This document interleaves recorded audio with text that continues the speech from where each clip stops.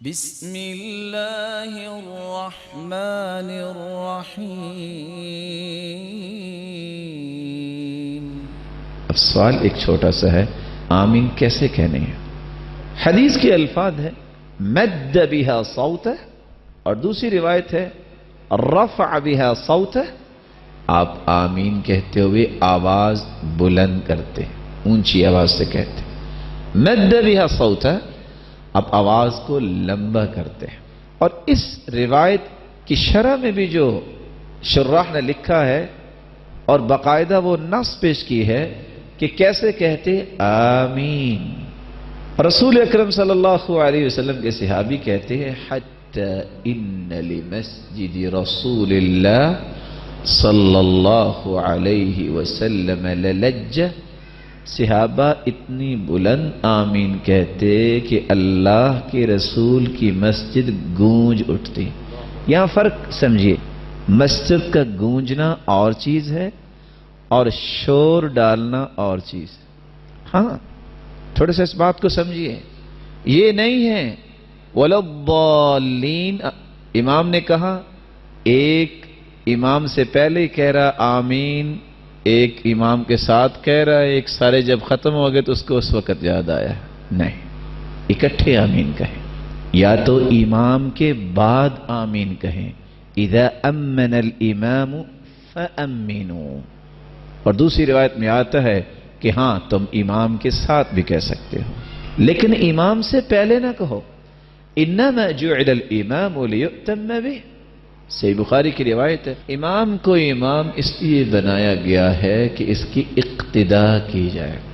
آپ نے شاید غور کیا ہو، چونکہ آج میں بھی کمزور اور آپ بھی کمزور، ہم نے ان باتوں پہ زیادہ توجہ کبھی نہیں دی۔ امام ابھی سجدے میں نہیں جاتا، مقتدی محترم پہلے چلا جاتا ہے۔ اور صحیح بخاری کی روایت کیا ہے جس پہ امام بخاری نے باب باندھا ہے؟ صحابی کہتے ہیں لم یحن احد منا ظہرہ حتی یضع النبی صلی اللہ علیہ وسلم جبہتہ علی الارض، ہم میں سے کوئی صحابی سجدے کے لیے اپنی کمر کو جھکاتا ہی نہیں تھا جب تک اللہ کے رسول صلی اللہ علیہ وسلم اپنی مبارک پیشانی کو زمین پہ رکھ نہیں دیتے۔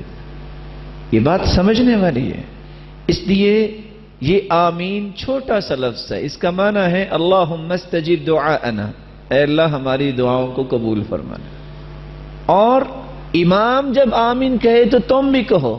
ہمیں کیسے پتا چلے گا کہ امام نے کہی ہے کہ نہیں؟ جب ہم بولیں سنیں گے، اور سنیں گے کب؟ جب امام خاموشی سے کہے گا، جب وہ بھی آواز سے آمین کہے گا تو ہم سنیں گے۔ اور دوسری روایت کے الفاظ ہیں جب وہ اذا قال غیر المغضوب علیہم ولا الضالین فقولوا آمین، قول جو ہے اس کو ہی کہتے ہیں جو سنا جائے۔ اگر کوئی دل میں بات کہے گا تو اس کو قول کہیں گے؟ کیا خیال ہے؟ اور یاد رکھنا اللہ کے رسول صلی اللہ علیہ وسلم نے ایک بات بیان کی، 1400 سال پہلے بیان کر دی، ما حسدتکم الیہود علی شیء ما حسدتکم علی السلام والتأمین، یہودیوں کو سب سے بڑا حسد مسلمانوں کے ساتھ دو چیزوں پر ہے۔ کتنی چیزوں پر؟ جب تم سلام کہتے ہو ایک مسلمان دوسرے مسلمان کو، یہودی کو بڑا حسد ہوتا ہے۔ کیوں حسد ہوتا ہے؟ کیونکہ سلام کا معنی کیا ہے؟ السلام علیکم ورحمۃ اللہ وبرکاتہ، اے میرے بھائی اللہ تجھے سلامت رکھے، تجھ پہ رحمتوں کا نزول فرمائے، تجھے برکتوں سے نوازے۔ یہ رحمت، یہ برکت، یہ سلامتی مسلمان کی یہودی کو پسند نہیں ہے۔ آمین سے کیوں اس کو دکھ ہوتا ہے؟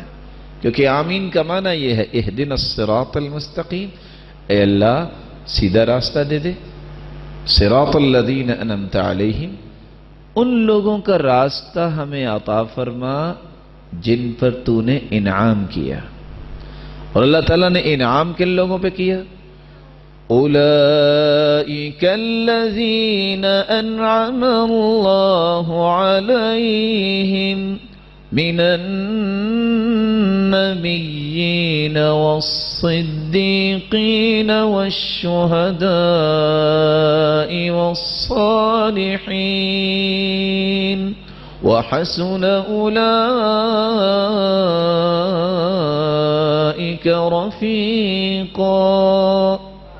اللہ انبیاء کا راستہ دے دے، صدیقین کا راستہ دے دے، شہداء کا راستہ دے دے، صالحین کا راستہ دے دے. یہودی اس پہ کڑتا ہے، حسد کرتا ہے، اچھا یہ انبیاء کا ساتھ مانگ رہے ہیں، اچھا یہ شہداء اور صالحین اور صدیقین کا ساتھ مانگ رہے ہیں. اس لیے زندگی میں آمین سے نفرت نہ کیجیے گا، اس سے گناہ معاف ہوتے ہیں. اور وقت لگتا ہے 3 سیکنڈ. نماز پڑھنے والا جب آمین کہتا ہے تو کتنا وقت لگتا ہے؟ 3 سیکنڈ. اور اللہ رب العزت گناہوں کو معاف کر دیتے ہیں.